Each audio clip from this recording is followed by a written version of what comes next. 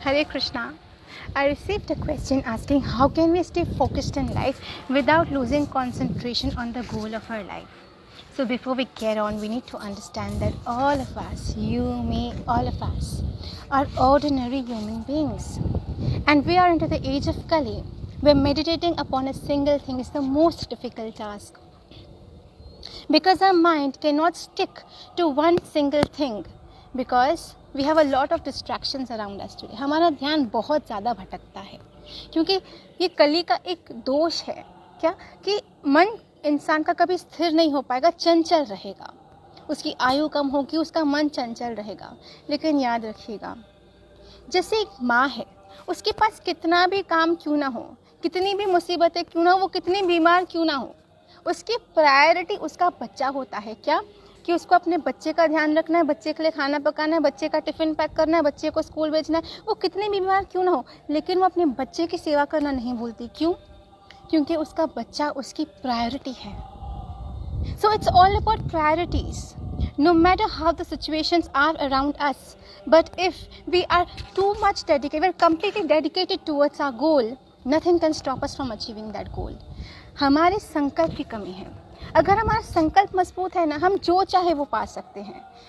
मुश्किल क्या होती है कि हमारा संकल्प थोड़ा कमज़ोर होता है. हमें कुछ चाहिए तो सही, पर नहीं मिलते तो फिर ठीक है, रहने दो. मुझे ज़िंदगी में वो एक स्तर हासिल करना है, पर नहीं हो रहा तो रहने दो. मुझे भगवान चाहिए, पर भगवान कहाँ मिलेगा, मुझे से को छोड़ दो.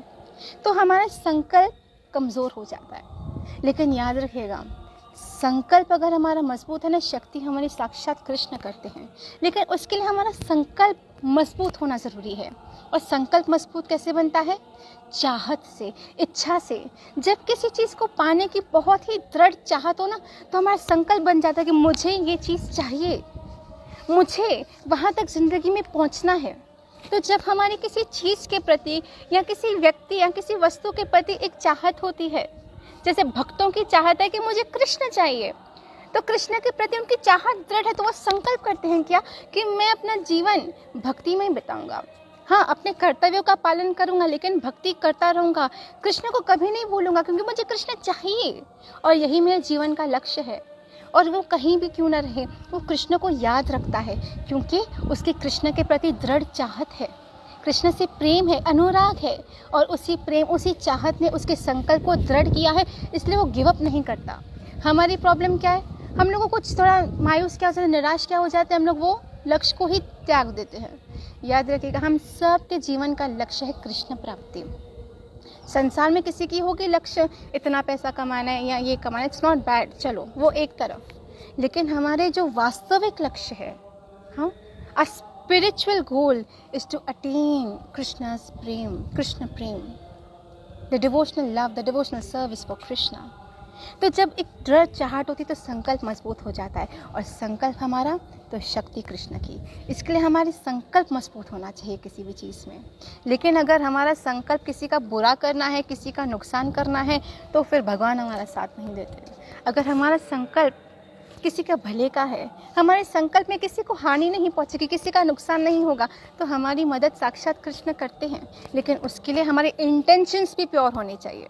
अगर हमारे इंटेंशंस गलत है ना, कोई बहुत भक्ति करता है लेकिन इंटेंशंस गलत है, तो उसका फल नहीं मिलेगा.